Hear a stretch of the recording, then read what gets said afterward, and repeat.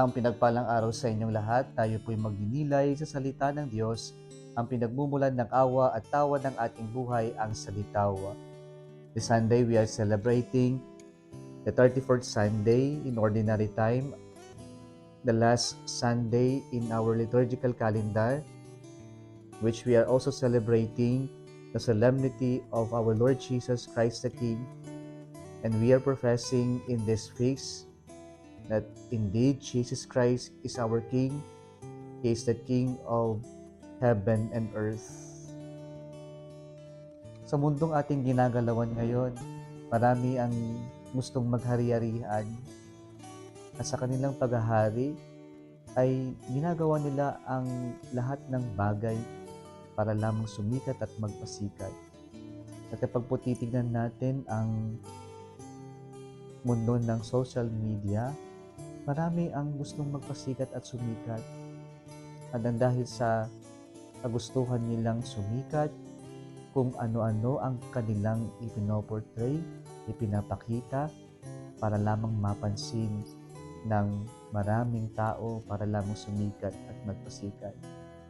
Sila nga'y sisikat, pero sumisikat sila na hindi sa katotohanan, kundi kung ano lamang ang gustong makita ng nakakarami.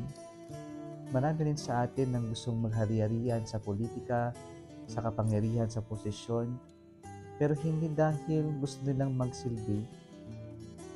Pero ang nais nila ay ang balututin ang katotohanan para sila ay maluklok sa kapangyarihan o sa posisyon.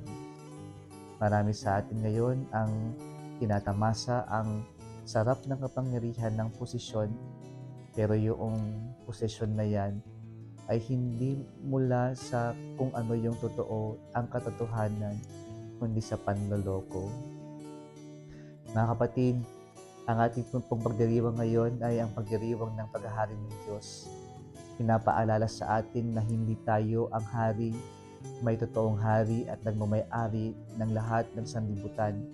Ang hari ang magmamay-ari ng langit at lupa at walang iba kundi ang Diyos. At ano nga ba itong paghahari ng Diyos? Sa ating unang pagbasa at ikalawang pagbasa na tinatawag nating mga Apocalypse books, kung saan ito ang ibig sabihin ng Apocalypse ay revelation of something hidden. Sa ating unang pagbasa ngayon mula sa libro ni Propeta Daniel, and mayroong pong vision dito na nakita ng isang anak ng tao na bumababa mula sa langit. At dito nakita sa vision yung kanyang paghahari, and it was described in this vision that his kingship is eternal. Pinapaalala sa atin mga kapatid ng ating unang pagbasa ngayon na ang paghahari ng Diyos ay hindi lamang dito sa lupa, hindi gaya ng mga nasa posisyon na lalaos, kukupas, at bababa sa posisyon. Panandalian lamang yung posisyon, yung kanilang kapangyarihan. Pero dito sa ating unang pagbasa ngayon, pinapaalala sa atin na ang paghahari ng Diyos ay magpakailanman. The kingship of Jesus, of our God, is eternal. It is forever. At ito yung paniniwala natin na paghahari ng Diyos. Ito ay magpakailanman, hindi naglalaho, hindi magbabago. Ito ay mananatili at magpakailanman. Sa ating ikalawang pagbasa ngayon, pinapaalala dito sa atin ng Apocalypse na ito na sa pagdating ng Diyos, sa muling pagdating ng Diyos, tayong lahat ay kanyang titipunin at magiging isang sambayanan tayo na under the priesthood of Christ, and we will share in the kingship of Christ. We will share in the kingship, in the governance of our Christ the King. Pinapaalala sa atin dito yung ating binyag na tinanggap kung saan tayo po ay nakipagkaisa sa threefold offices of Jesus Christ, priest, king, and prophets. At ipinapaalala sa atin yung ating pagiging hari, yung ating pakikiisa sa paghahari ng Diyos. At yung ating paghahari ay hindi yung mag-utos, hindi yung mag-i-impose kung ano yung gusto natin. Pero yung paghahari na ito ay yung paghahari na tayo ay nakikipagkaisa sa paghahari ng Diyos, na tayo ang magiging instrumento na gumabay, makipaglakbay, turuan sa kabutihan at katotohanan ng ating kapwa-tao. Sana yung ating binyag ay mapaalala sa atin that we are given the power to govern, not to lord over other people or the creatures of God, but we share in the governance of Christ, in the kingship of Christ, through service, sa paglilingkod. Kaya po tayo ay nakikiasa sa paghahari ng Diyos, at ang paghahari na ito ay ang paglilingkod sa ating kapwa-tao. Sa ating ebanghelyo ngayon, we hear of our God, our Lord Jesus Christ, who is King, who was brought before judges, particularly to Pilate, and that he was asked, "Are you a king?" And Jesus said in our gospel reading today that his kingdom does not belong into this world.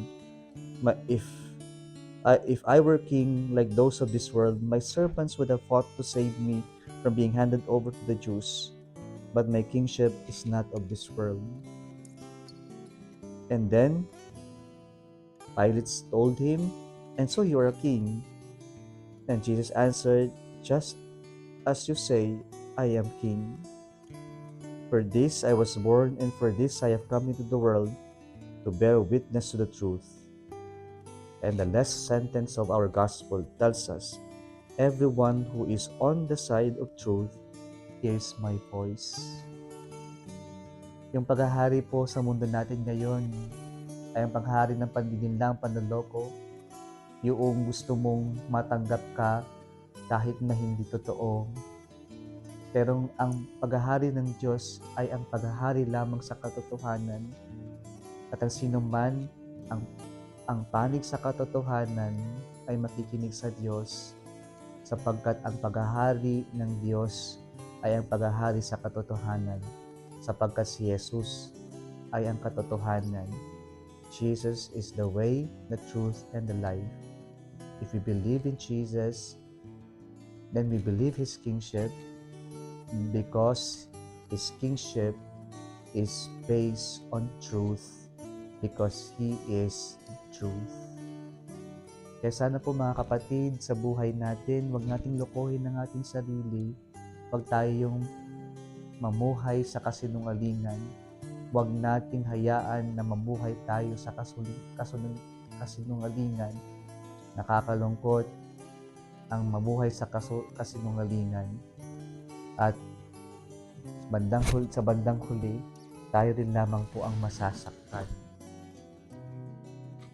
Ang pinakamagandang gawin natin kung tayo ay naniniwala sa Diyos, sa paghahari ng Diyos, tayo rin po kahit minsan masakit, pipiliin natin ang mamuhay sa katotohanan, sapagkat sa katotohanan, tayo lamang ay tunay na magiging malaya.